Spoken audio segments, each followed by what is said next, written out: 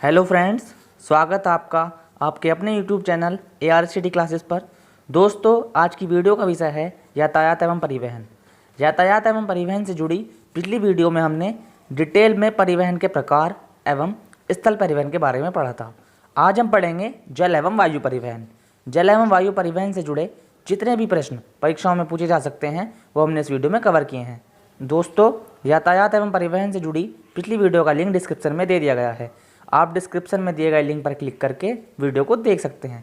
दोस्तों, वीडियो शुरू करने से पहले अगर आपने अभी तक हमारे चैनल को सब्सक्राइब नहीं किया है तो प्लीज़ सब्सक्राइब कीजिए हमारे चैनल को और बेल आइकन को दबा दीजिए ताकि आप समय समय पर सारे नोटिफिकेशन पा सकें। तो आइए शुरू करते हैं। जल एवं वायु परिवहन। जल एवं वायु परिवहन में हम सबसे पहले पढ़ेंगे जलमार्ग द्वारा यातायात एवं परिवहन। जलमार्ग के अंतर्गत यातायात एवं परिवहन में बंदरगाह महत्वपूर्ण भूमिका निभाते हैं, जो जल यातायात एवं परिवहन का केंद्र है। इन्हें दो प्रमुख भागों में बांटा गया है। नंबर 1 पश्चिमी तट बंदरगाह और नंबर 2 पूर्वी तट बंदरगाह।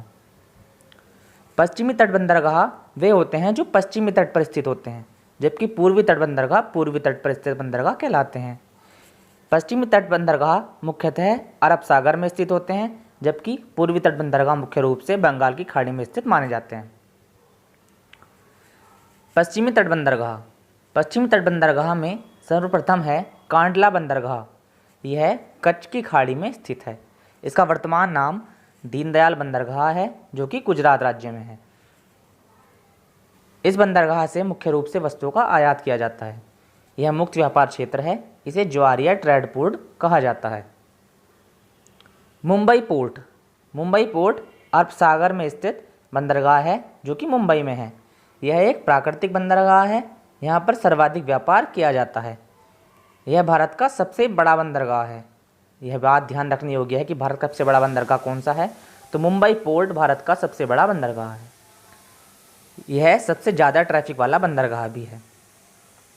न्यावा शेवा बंदरगाह या जवाहरलाल नेहरू बंदरगाह, यह अरब सागर में स्थित है, जो कि मुंबई में है। यह एक नया बंदरगाह है। इसका निर्माण मुंबई बंदरगाह के भार को कम करने के लिए किया गया है। मुंबई बंदरगाह पर ज़्यादा ट्रैफिक होता है, इस वजह से इसका भार कम करने के लिए न्यावा शेवा बंदरगाह यानी कि जवाहरलाल नेहरू बंदरगाह का निर्माण किया गया है। मुर्मुगांव बंदरगाह, यह अरब सागर में स्थित है, जो कि गोवा में है। ईरान को लौह अयस्क का निर्यात इसी बंदरगाह से किया जाता है। ईरान को लौह अयस्क का निर्यात करने के लिए मुर्मुगांव बंदरगाह का प्रयोग किया जाता है। न्यू मंगलूर बंदरगाह, यह अरब सागर बंदरगाह है, जो कि कर्नाटक राज्य में है। अरब देशों में लौह अयस्क का इसी बंदरगाह से किया जाता है। कोचीन बंदरगाह, यह अरब सागर में है, जो कि केरल में स्थित है। पश्चिमी तट से संबंधित महत्वपूर्ण प्रश्न। अधिकतर एग्जाम में पश्चिमी तट के नामों से संबंधित प्रश्न आ जाते हैं। पश्चिमी तटों में प्रमुख हैं कोंकण तट।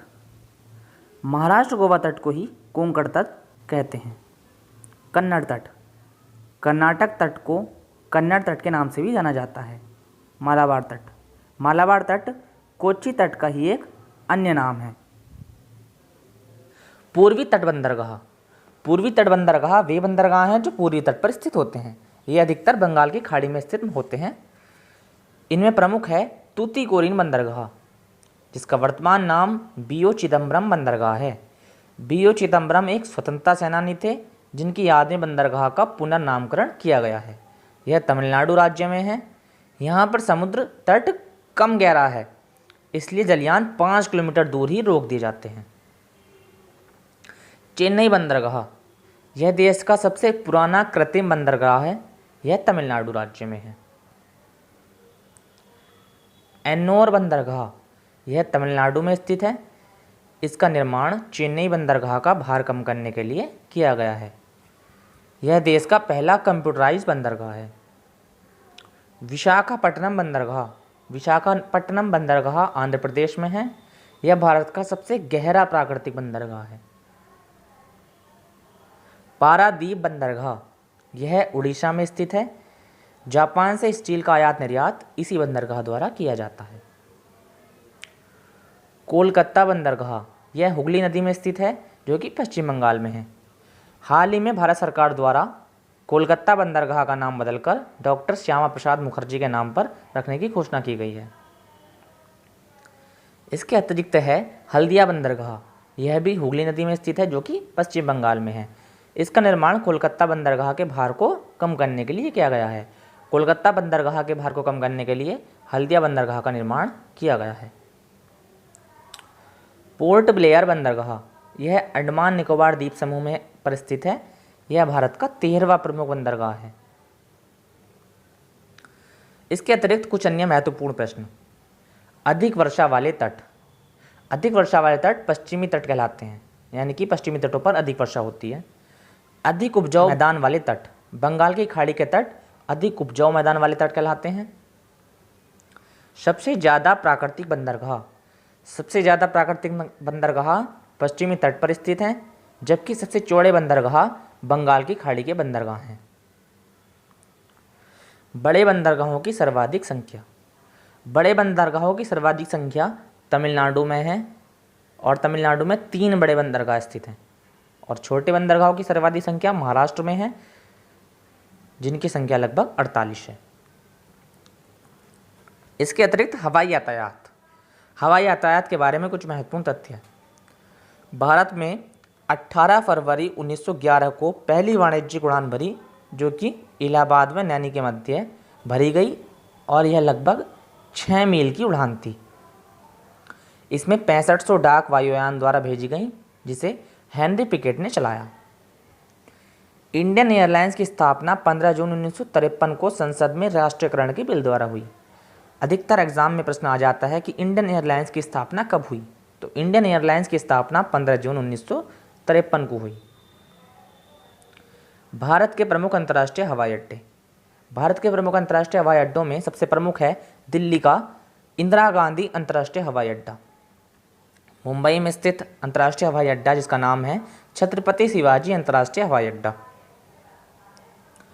चेन्नई, चेन्नई में चेन्नई अंतर्राष्ट्रीय हवाई अड्डा स्थित है। कोलकाता, कोलकाता में स्थित हवाई अड्डे का नाम है नेताजी सुभाष चंद्र बोस अंतर्राष्ट्रीय हवाई अड्डा। पोर्ट ब्लेयर यानी कि अंडमान निकोबार द्वीप समूह में स्थित अंतर्राष्ट्रीय हवाई अड्डे का नाम है वीर सावरकर अंतर्राष्ट्रीय हवाई अड्डा। हैदराबाद में स्थित हवाई अड्डा इसका नाम है राजीव गांधी अंतर्राष्ट्रीय हवाई अड्डा।